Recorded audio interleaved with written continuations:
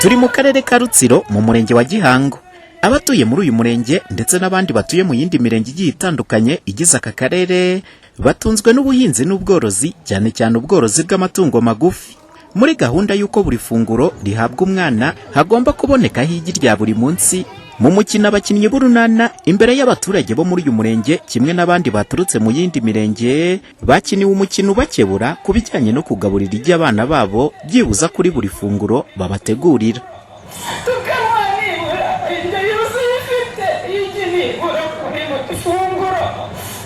Radio na televiziyo Flash mu gutunga mikoro, bamwe mu babyeyi bo muri aka karere ka Rutsiro bagaragaje ko uyu mukino bakebuye ngo kuko kubijyanye no kugaburira abana baba amagi batabyitagaho, ahubwo amagi inkoko zabo zateye bagahitamo kuyagurisha. Byakire neza ahubwo ngiye niba ngiye kwikora byarancikanye rwose, abana banjye bagwingira, ngiye korora inkoko ngiye mu abana igi buri munsi. Washimye cyane buze uvuze rwose mbona ari nge rwose ari amagi ngomba kuyorora nanjye ngashaka kandi igi ngo ntago rihenze. Aho ntago rihenze, tuba tunafite tukayagusha tuya abana bacu, tugomba gukora cyane abana bacu tukayagurisha, barumashara bakayajyana abana bacu bakayabura. Ubu tubiterwa nuko tutatuzi ko rwose ari amagi gagiye intungamubiri ku bana bacu bakagwingira, ariko tugiye kubikosa rwose abana bacu babona amagi buri munsi bave mu bugwingire. Amagi ni ingirakamaro ku mwana kuko bongera intungamubiri, natwe ubwacu tutari tubizi kwita tworora inkoko buri muntu inkoko imwe mu rugo.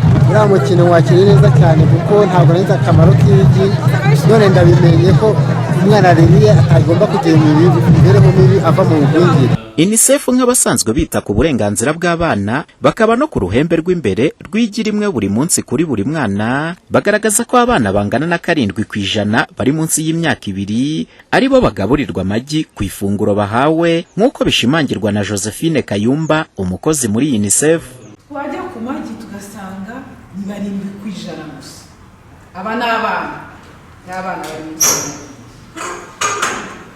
Abana bari munsi y'imyaka 2 ugasanga na divers ibyo tujya ku isahani ni abangaba gusa, na 4% barya ibihagije muri frekano, kuvuga ngo ibinyuranye n'ishura bazirya. Nuvuga ngo iyo umwana ari gukura agomba kurya ishuro runaka, agomba kurya ibintu bitandukanye.